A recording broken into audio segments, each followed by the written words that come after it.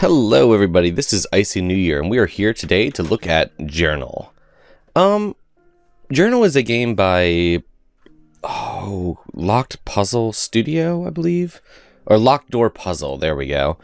And it is a, choice-based adventure. Let's just start off by looking in the options menu. Very simple, full screen, resolution, volume, and then controls. I find it very odd that the options menu can't be controlled with keyboard, since everything else in the game can. The controls are fairly simple. You can use a joystick, and then you have your basic inputs. Left, right, up, down, action, and a jump for some reason. If I sound confused here, it's, apparently, okay, we have a new game. So we're going to jump into this. I kept a journal for as long as I could. Journal, and I'm going to be talking over, and I apologize for that, but, I used it to the game, every you're basically a girl who is writing in a journal. And you go through and you talk to people and you make choices.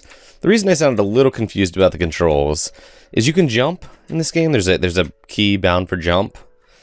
There is literally no reason to jump. I find myself jumping around a lot as I walk, but there's no reason. Journal is empty. So basically in this game, you walk around, you talk to people. up with my mother lately. There's a lot of talk. And Things off. then you can vaguely make choices about what to talk about. Like, I could talk about Elena. And I find out, she's my friend, but we've been having problems. And now I can choose to respond in a kind way or an insensitive way. But yeah, so Sometimes I worry about Eleanor being too shy, essentially, Journal, you wander around especially at school. and you talk to people and you make choices. And these choices... Okay, from what I can tell, there's two endings to the game. There's one ending I've seen, and then there's a secret ending. So essentially, when it boils right down to it, the choices you make affect very, very little. And this is probably really nitpicky, but I have to point it out because it bothered me the entire time I played the game. As you walk around, occasionally you'll run into spots that you can't go to yet, as you can see here. But as you walk around, you'll notice that the page auto-scrolls everywhere except this one spot. And there you have to press a button to go through. I know it's tiny and nitpicky and dumb, but my god, it bothered me so much. Like, every time I walked past there, it would bother me. Parents and me often. The game is reasonably short, and even though you have a lot of choices, incredibly linear. And I have to say, I was very, very... And I'm kind of skipping through the context here, John seems to because if you want the story, you should probably, I asked him why. go for it yourself, but blah, blah, blah. It took me a while to... I keep picking the same option. There we go. It took me a while to get around to reviewing this. It's been sitting in my queue for a while, and it's because playing through it, you can tell that it is a labor of love from the developers. I'm not going to put any spoilers out there, but there's some things that, are pretty personal throughout the game, and you can definitely tell that it's a very personal project for them. And it took me a while to be able to set that to the side and just, review the game on what it is.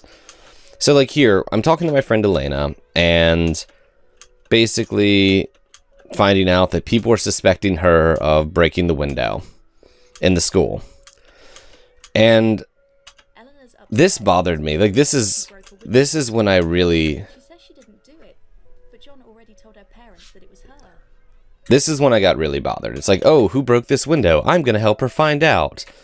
Well, mini spoiler alert, you broke the window, and you lied, and you said that she broke it. You don't have any choice in this, and you don't remember that you did this. And this is a problem I ran across the entire game. You keep getting into situations where you're like, oh, okay, and now I'm curious who did this. And then you talk to someone else, and then you get an exposition cutaway where it's like, oh, I did it, but I lied. It's like she has amnesia, essentially. She just constantly forgets, what happened, what she's done in the past. And I think that is why I found the story to be incredibly uncompelling.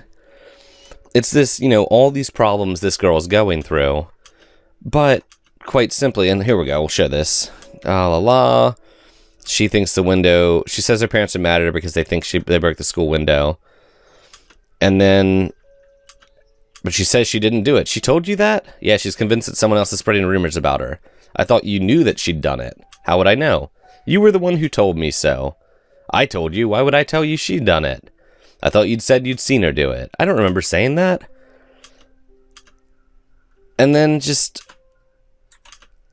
okay. And then eventually we find out that I'm the one who broke the window and I lied about it. And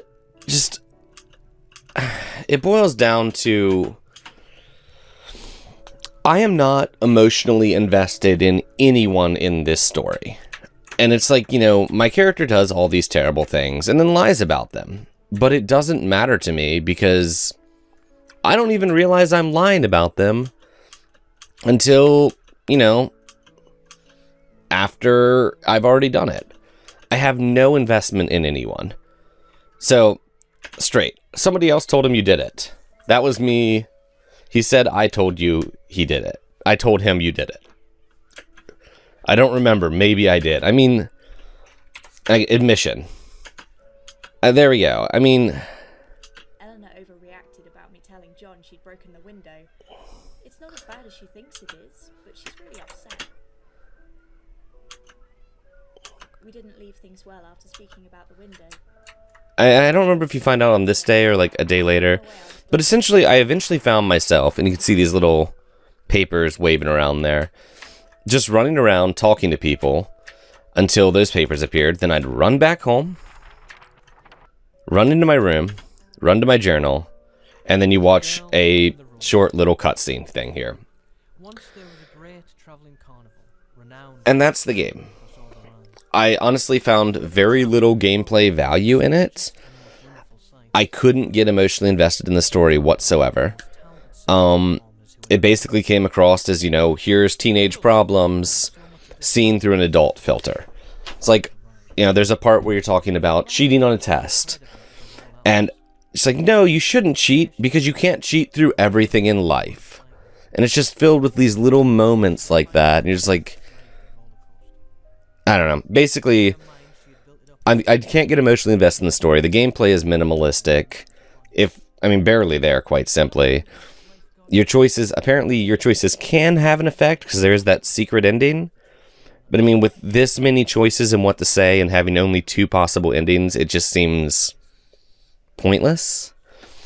But yeah, it took me a while to get to this review because I know I can feel it's a deeply personal thing. So I had to review it ignoring that and just focusing purely on outside perspective, this game to a consumer who is going to spend $10 on the game.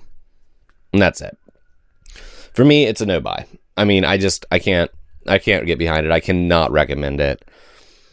Honestly, it's what I've shown you is basically the game. It's day after day of that. It's, you talk. New areas do open up each day. I think it opens up. Nope, it opens up the other side. So you can go. I think I can go into the school now. There's this weird little love triangle thing going on where you can decide who the guy ends up with, it seems. But once again, it doesn't really seem to matter. Your character constantly reevaluates her choices. And it's just, I don't know. But if you are interested, it's $10 on Steam, or you can get it off of lockdoorpuzzle.com for the same price for a DRM-free version. But, yep, let me know in the comments down below if you think I'm completely off base on this review, what you think of the game. And remember to like and subscribe. And as always, have a great day.